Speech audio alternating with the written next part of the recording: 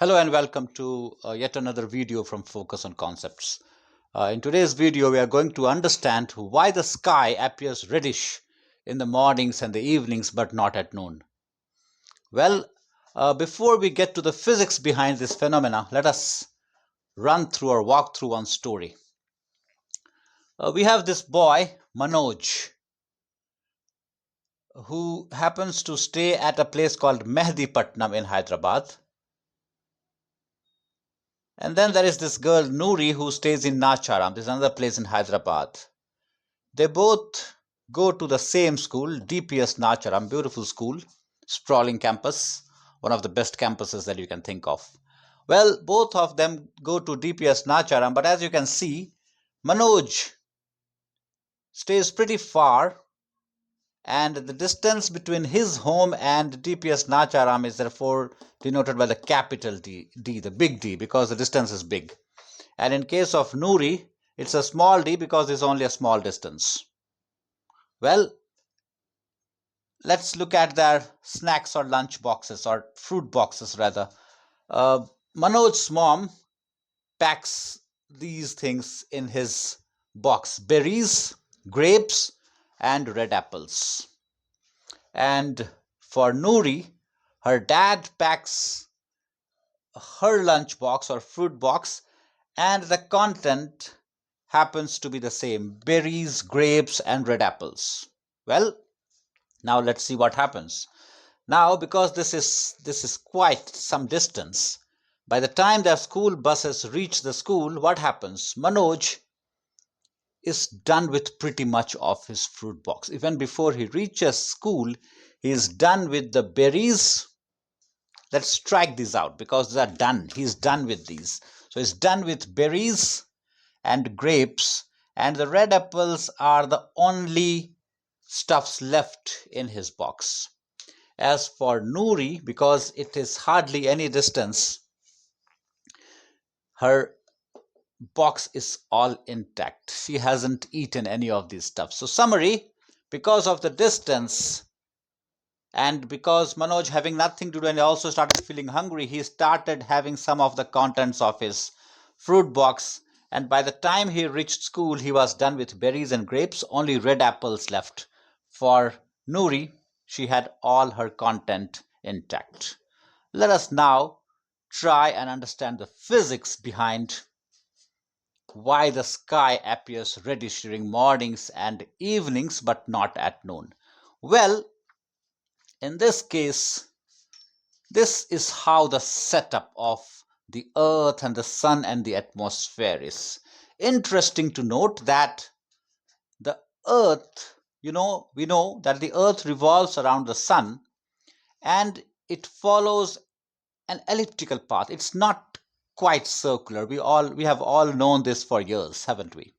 That the earth follows an elliptical path. Now in this case we are keeping the earth's position fixed and we are just analyzing the position of sun relative to the earth. So you would notice that in the mornings and in the evenings, when the earth is in the east and the sun rises in the east, we know. So at this position you would see that the sun is pretty far from the earth. This is capital T. Just like Manoj is very far from school, the sun is very far from the earth at this time, and this distance is denoted by capital D. As the earth moves and we have the sun's position changing with respect to the earth, you would see that at noon the distance between the earth and the sun is the small d, just as Noori was from school. So capital D and small d again denote the larger and the smaller distances. Now interestingly, Manoj and Noori had fruit boxes which their mom and dad had packed for them. But for sun, it has a light box. What is this light box? It is a box which has 7 colors. We have all known this for years again, that white light from sun is actually made up of 7 colors: VIBGYOR. So this comprises these 7 rays, colors, which the sun has in its light boxes. Now, similar to what happened for Manoj, he ended up having most of his contents because the sun rays are having to travel a long distance all the way to the earth. Many of these contents, they get eaten away. Well, eaten is not the word we use, but it gets finished. Why it happens that way, we'll see shortly. But end of the day, by the time the sun's rays reach the earth, all of the components get eaten away except for red. Only the red rays make it to the earth. The others are all eaten away. We'll use a different term for this eaten away shortly, but just for now, let us assume, let us give the benefit of doubt for this word, let's call it, that these rays get eaten away and only the red ray remains. The same thing happens during evening when the sun sets in the west. Again, a long distance to cover, the capital D, and therefore everything else gets eaten away except for red. Just as the red apples were left here, only the red rays are left. What happens during noon? Well, there is only a small distance that the sun's rays have to travel. It was just like what Nuri did while traveling from her home at Nacharam to DPS Nacharam, the school. So also the sun rays during noon, it has only a small distance to travel, and all the rays, the V, the I, B, the B, the everything, remains intact and reaches the earth. And this is how we see, because the other rays have all got eaten away, they're actually dispersed in the earth's atmosphere, and we'll come to it shortly. These rays are all dispersed, only the red rays remain. Just as the red apples, only the red rays remain, so we see only the red. And that explains why the sky appears reddish in the mornings and the evenings but not at noon. Now what really happens? Each of these rays, V, I, B, G, Y, O, R, they have different wavelengths. Now, what is wavelength? Whenever these rays, now we know that light rays are electromagnetic waves. They don't need any medium to travel.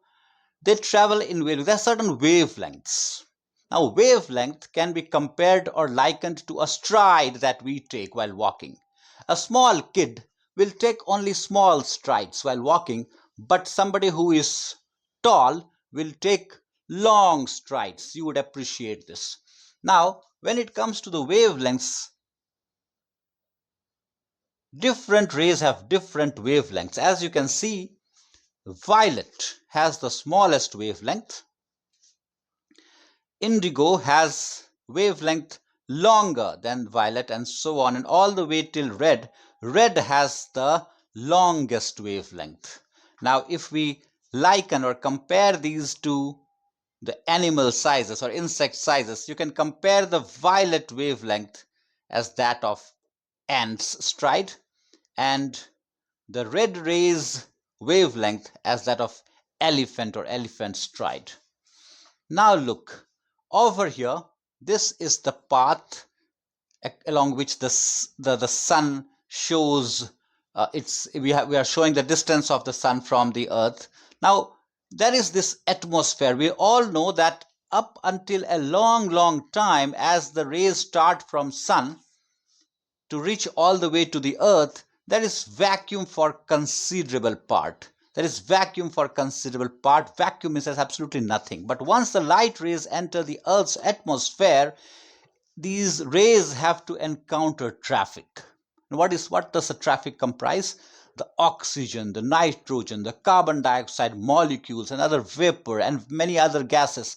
They are all suspended in the Earth's atmosphere. So when these rays enter the Earth's atmosphere, they get hit, or they find these molecules coming in their way. Now, when it comes to the small wavelength rays, such as violet and indigo and blue, they happen to hit these molecules and they get dispersed. They are all exhausted by the time they reach the Earth's surface. Every other ray also gets exhausted because of the long distance they have got to travel. But the red rays, the elephants, mind you, they are not deterred by the tiny molecules in the space or the atmosphere, and they get the better of these molecules and they make their way all the way to the earth. What happens during noon? At noon there is slight dispersion, yes, but because the distance is very little, all of these rays manage to reach the earth's surface, and therefore because all the lights reach us, they make everything white. We don't see yellowish or reddish or greenish color of the sky during noon, because all the rays have reached the earth's surface. When all the rays come together, they make the color white, and that explains why the sky color is not reddish in the noon, unlike the mornings and the evenings when only the red rays manage to reach the earth's surface. And that explains why the sky appears reddish, why the sky appears reddish in the mornings and the evenings, but not at noon. Thanks for watching.